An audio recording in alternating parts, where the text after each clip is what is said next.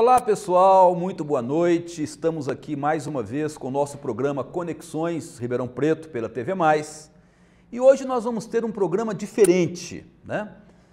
Em vez de termos um entrevistado, nós vamos mandar para o ar, no nosso programa, duas produções de vídeo muito interessantes, né? A primeira delas, que vocês vão assistir aqui no primeiro bloco, é sobre a questão da agrofloresta. Alguém já ouviu falar essa expressão agrofloresta? Pois é, o título desse vídeo é Simbiose Agroflorestal, né? É uma produção da imagem sonora, né? Que foi feita durante um curso de agrofloresta, né? Ministrado no assentamento Mário Lago, né? Pelo Centro de Formação Socioagrícola Dom Helder Câmara, lá no assentamento Mário Lago, que fica ali pertinho do Ribeirão Verde, né? Aqui na nossa periferia de Ribeirão Preto, né? Vocês vão poder, inclusive, aprender muito sobre agrofloresta e saber coisas muito interessantes que estão sendo feitas aqui em Ribeirão Preto, né? Pelos assentados lá do Mário Lago. Vamos a ele então.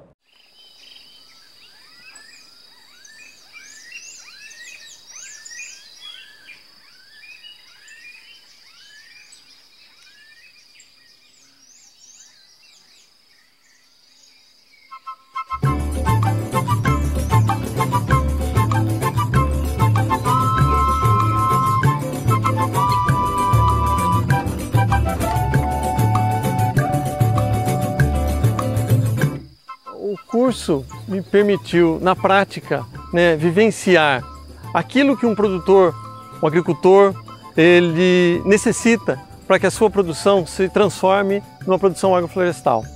Quando você poder vir fazer um curso onde você vai conhecer um assentamento que não só está produzindo esse sistema agroflorestal, né, mas também está se organizando, está comercializando o seu produto. Então você vê o ciclo completo, né, as famílias vivendo realmente da agrofloresta, né? Conseguindo viver de uma agricultura agroflorestal, né?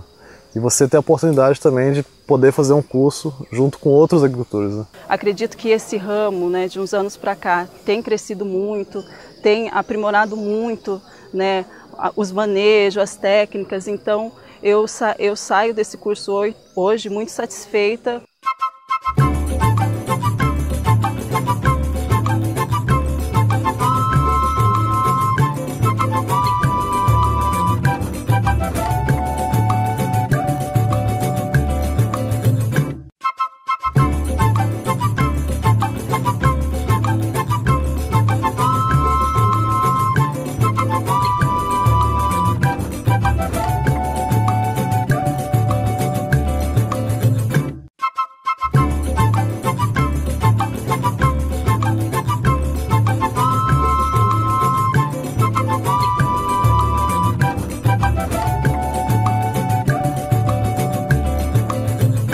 A gente produz uma diversidade de alimentos e como vida também, entendeu? Eu acho que esse é o importante do sistema agroflorestal, porque você está produzindo comida, mas você está produzindo também muita vida, você está plantando água, e então você tem uma biodiversidade.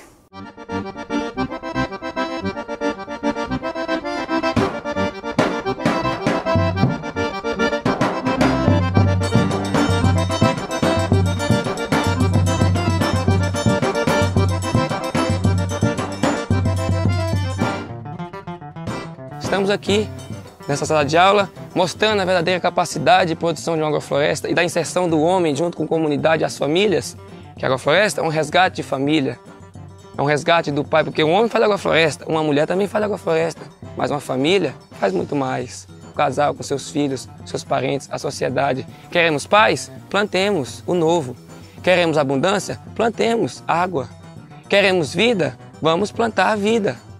E vamos buscar uma forma da gente não ter tantos conflitos, ou seja, estruturando sistemas para que a gente esteja em paz.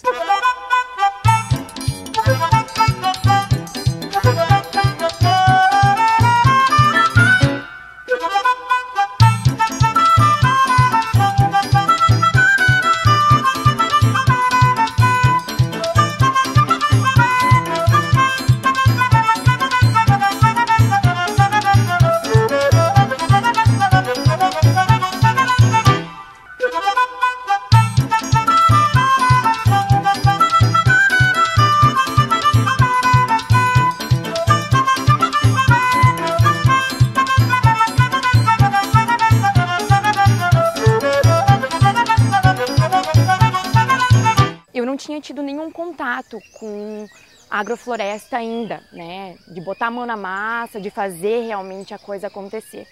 Então, para mim, foi descobrir tudo isso, né? Foi tudo novidade, né? Eu não sabia realmente como era feito. A gente tem uma noção pelos vídeos que a gente vê, pelas coisas que a gente lê, mas nada de botar a mão na massa, é realmente muito diferente do que você só ler e não saber fazer de verdade.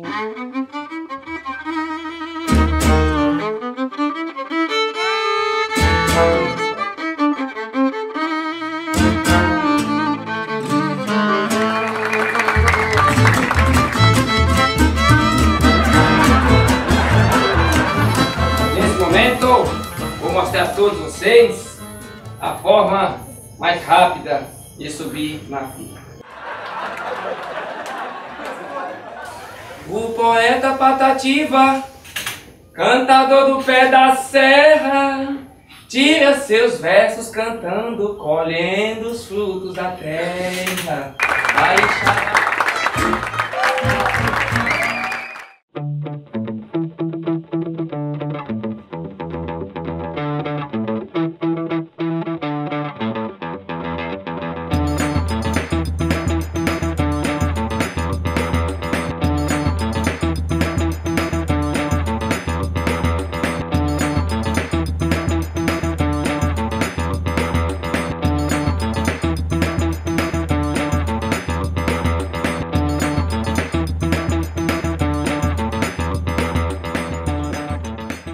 Pessoal, na hora de picar o galho, a gente vai buscar cobrir só a área que foi feita a capina seletiva. Não cobrir o mato. Buscar cobrir o mais homogêneo possível, né? Buscar distribuir o máximo o material possível.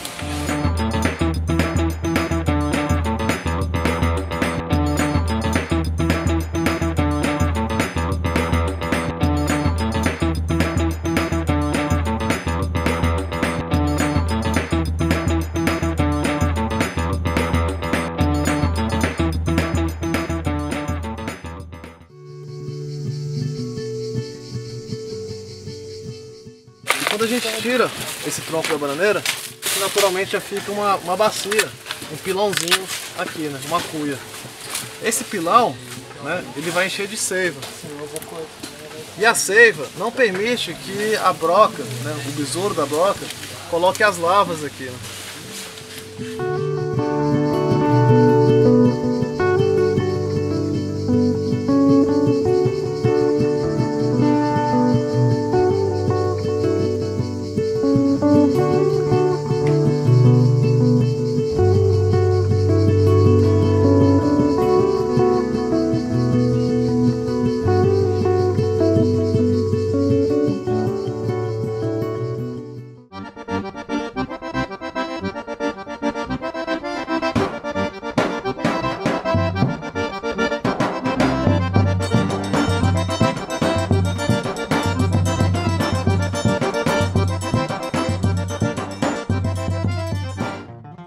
A comercialização da produção agroflorestal pelos assentados ajudou em várias formas.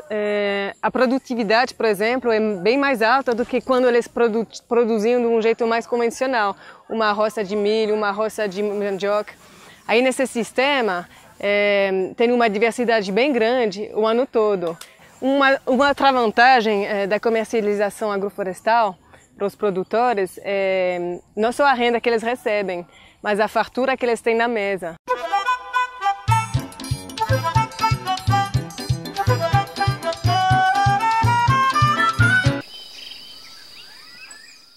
O tipo de agricultura que se pratica na agrofloresta é uma agricultura que não pensa só no viés econômico. Eu entendo que ela é muito importante porque ela considera os vários aspectos, tanto na questão do solo, do ar, da água. Porque a agrofloresta ela tem um potencial de transformação e organização muito grande, principalmente dentro dos nossos assentamentos do MST, né?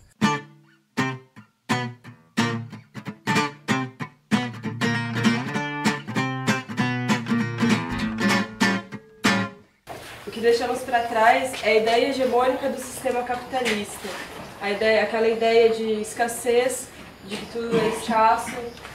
Na verdade, nós vimos que a escassez quem causa é o próprio sistema, então tem como reverter essa escassez. Essa ideia de que a gente não consegue produzir sem insumos químicos que eles vivem implantando na nossa cabeça, a gente deixou para trás. Além do que, a ideia também, que o meu primeiro contato também com o MST, essa ideia errônea que eles passam pra gente do que é um movimento, então foi deixada para trás.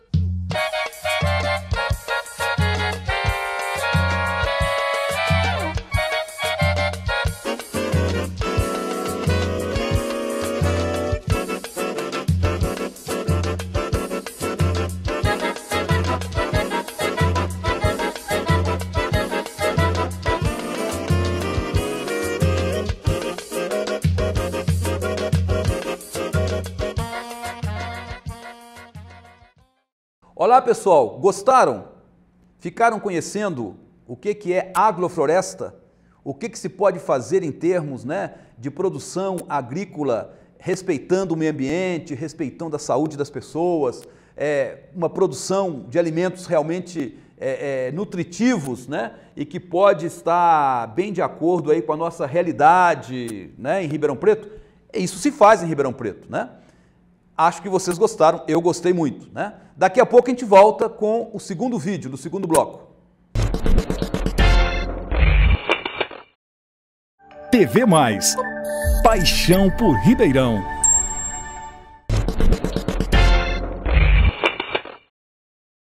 Muito bem, pessoal. Agora, no segundo bloco, nós vamos assistir a uma outra produção da imagem sonora que fez parte do nosso projeto do livro Ribeirão Preto Revisitada, aprovado aí pelo PROAC ICMS, né? Esse vídeo ele foi lançado na Feira do Livro esse ano, juntamente com um dos lançamentos também do próprio livro, né?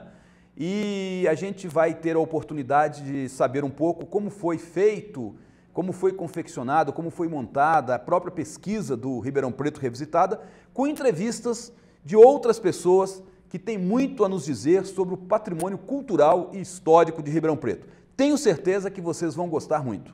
Vamos lá!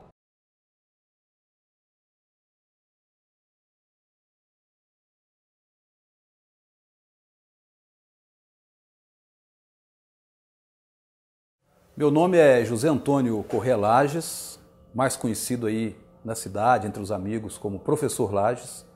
Sou mineiro, nascido numa cidade do norte de Minas chamada Curvelo. Saí de casa muito cedo, com 11 anos, para estudar fora e correr o mundo, né? E cheguei aqui em Ribeirão Preto em 1988, né? Aqui eu me formei no curso de História na Barão de Mauá, concluí meu curso, na verdade, aqui. Na década de 90 fiz meu mestrado em História na Unesp de Franca e foi a partir exatamente dessa época que eu me interessei pela história da cidade, né, pela história de Ribeirão Preto. Quando eu cheguei em Ribeirão Preto em 88, né, eu como mineiro chegando em Ribeirão Preto, logo percebi que havia uma presença muito forte na história da cidade das pessoas que vieram de Minas Gerais no passado, né? Os fundadores da cidade, seus primeiros povoadores, eram todos oriundos de Minas Gerais. Agora, além dessa questão da fundação, você tem vários outros temas na história de Ribeirão Preto que foram, de certa forma, dando essa identidade à cidade. Quer dizer, não dá para abrir mão, por exemplo, da questão do café. O café, desde o final do século XIX, principalmente no início do século XX, foi muito marcante nessa formação inicial da cidade.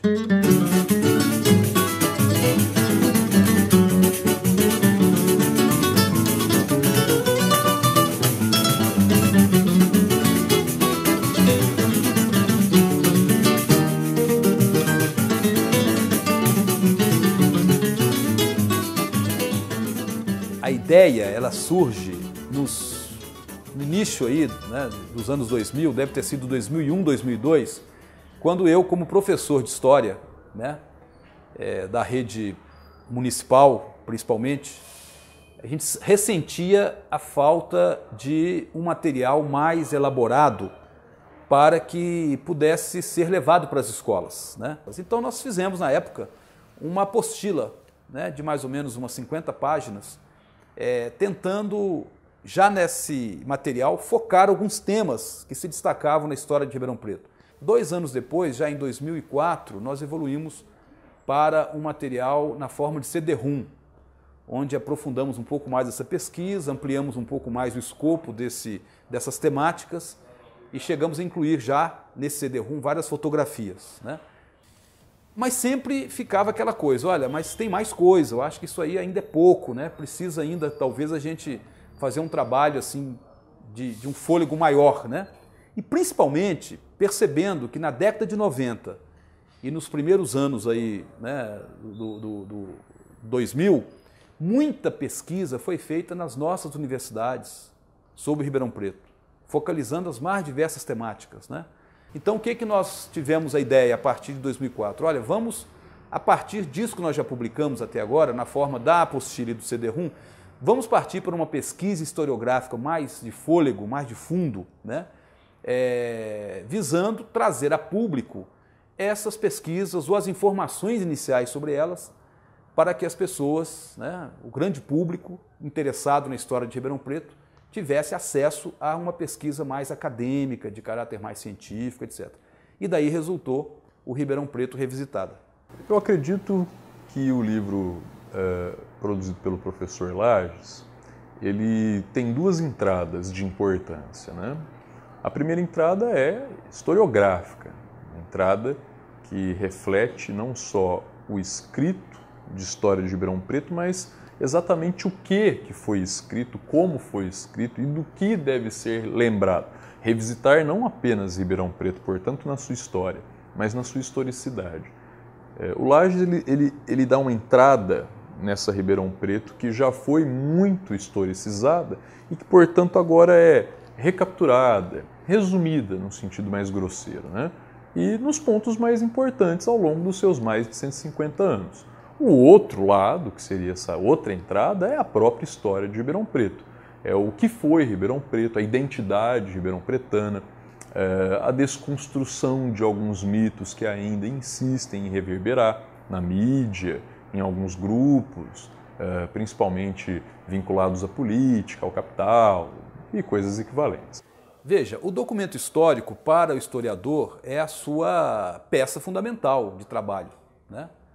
O método na história é justamente um método na pesquisa documental. Outras ciências têm outros métodos, mas o nosso método do historiador, em especial, é o documento.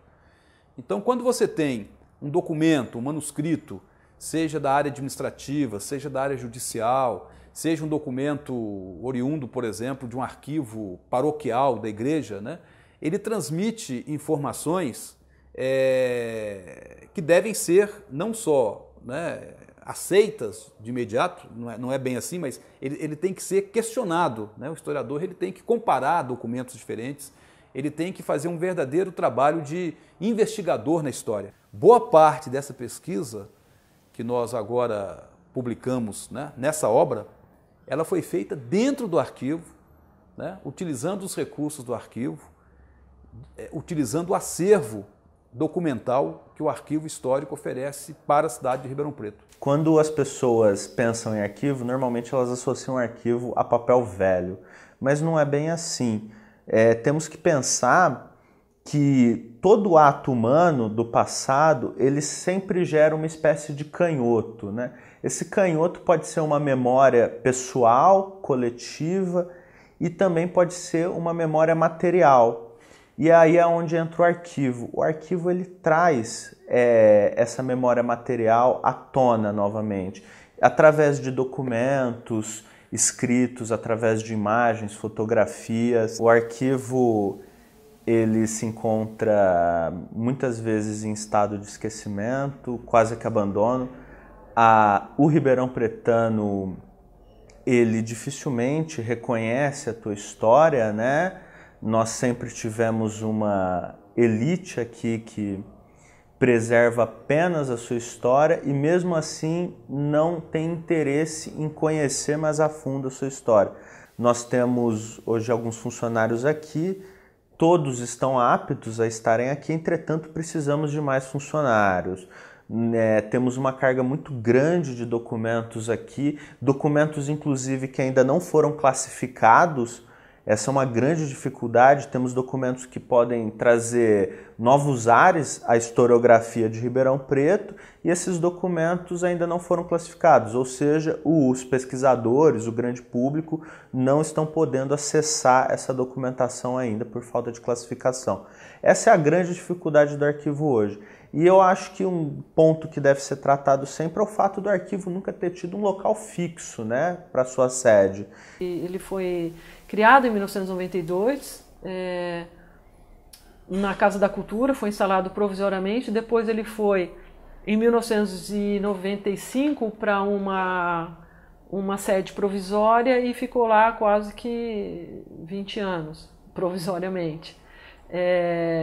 Depois disso veio para essa atual sede, pagando um aluguel muito caro, ou seja, você tem um custo de manutenção só do prédio, só por estar aqui, que é muito caro. Ou seja, um resultado de políticas públicas muito mal pensadas, uma questão de gestão equivocada, minimamente falando, né, equivocada com relação a não só a preocupação de preservação do acervo, como também de sustentabilidade. Mas em cada pessoa tem uma importância histórica, eles são sujeitos históricos e, portanto, tem possibilidade de fazer as mudanças, as transformações, de terem atitudes mais cidadãs para transformar uma cidade num espaço mais bacana para todo mundo, de entender por que os investimentos foram feitos em determinados setores da sociedade, da cidade e em outros não. Então nós temos ao longo do tempo assim, investimento em saneamento básico, em equipamentos de cultura e lazer circunscritos às áreas nobres da cidade. Por quê? É importante a sociedade vir e se apropriar desse conhecimento histórico, até para poder entender como que nós chegamos aqui e também talvez encontrar como que nós podemos achar uma saída. Então, o arquivo ele tem essa função que é primordial. Quando você reaviva essa história através dos documentos, e essa é a função do historiador, e o trabalho do Lages faz isso muito bem, ele pega esses documentos e conta uma história de Ribeirão Preto, e ao pegar essa história e levar para as escolas, para as entidades, para uma série de locais aí, você está começando a construir uma nova memória. Uma memória dessas pessoas que agora se veem parte de uma história de Ribeirão Preto. Quando elas veem que elas fazem parte dessa história, elas respeitam mais. Estão aí aos olhos vistos, né? Várias edificações, vários casarões, da época do café inclusive, né? Que estão sendo literalmente tombados pelo tempo e pelo desleixo, pelo abandono, seja da parte dos seus proprietários, seja da parte da sociedade como um todo e da parte também do poder público, né? O que se mais recente em Ribeirão Preto é a falta de uma política pública específica para a preservação e para a difusão do patrimônio cultural da cidade. As pessoas, elas cada vez estão mais individualizadas, atomizadas, né? A educação patrimonial é o caminho de reconectar esse sujeito a um certo coletivo. O que mais me encanta é a aproximação da história / historiografia com o ensino. Porque os historiadores, durante muito tempo, eles ficaram presos nesse discurso da pesquisa pela pesquisa, né? É claro que a pesquisa tem uma utilidade pública, ela pode ser usada pelos gestores, ela pode ser também discutida em sala de aula no ensino superior, mas é muito raro, quase impossível, essas pesquisas de tanto dissertações de mestrado, as teses de doutoramento, chegarem a uma sala de aula de alunos de 11, 12, 13 anos de idade. Ribeirão Preto Revisitada faz algo que, na minha opinião, é necessário. É tentar tirar daqueles jargões acadêmicos, né, e ao mesmo tempo aquelas elucubrações complexas para trazer a história de Ribeirão Preto possível, palatável, inclusive pelos próprios alunos do ensino fundamental. Todos esses intelectuais da história, do ensino de história principalmente, eles discutem a necessidade de trazer a história local para a sala de aula. Então não basta só saber Grécia e Roma, não basta saber, por exemplo, o rio Nilo que corta o Egito, se você não sabe o nome do rio que toca a sua casa. Quer dizer, quanto mais o menino, o aluno, ele se promove como cidadão nas aulas de história, quanto mais ele reconhece a sua história dentro da história nacional, dentro da história mundial, mais ele se vê como um agente transformador do tempo e do espaço.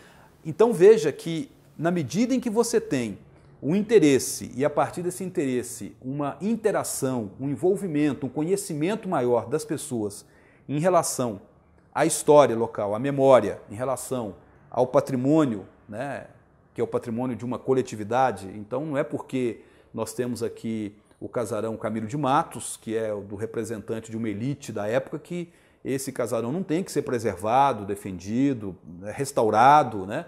E que possa servir de alguma forma para uso social, né?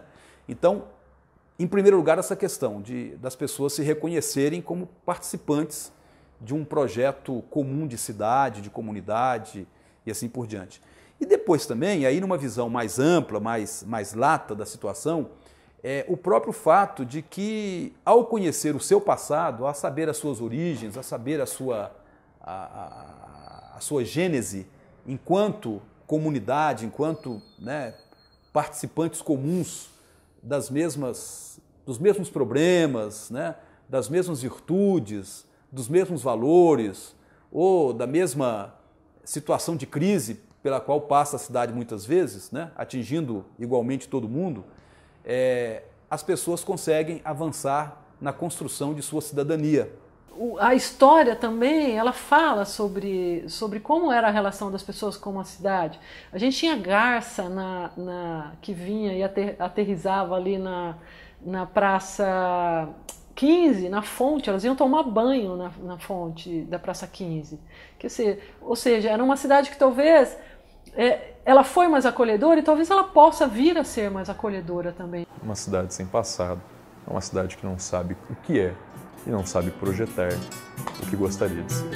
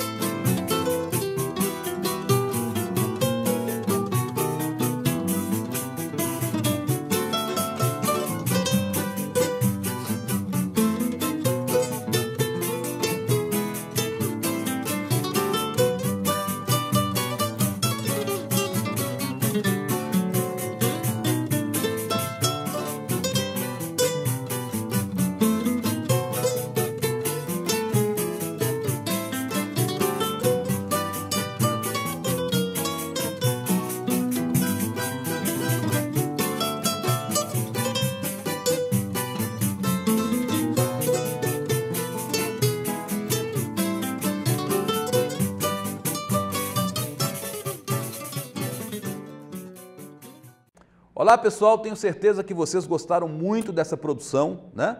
Preservar a memória, construir a história, né? Que fez parte aí do nosso projeto do livro Ribeirão Preto Revisitada. Terminamos o Conexões Ribeirão por hoje, prometendo voltar na próxima terça-feira, às 9h30 da noite, aqui na TV Mais, com uma outra entrevista sensacional. Até lá, boa noite.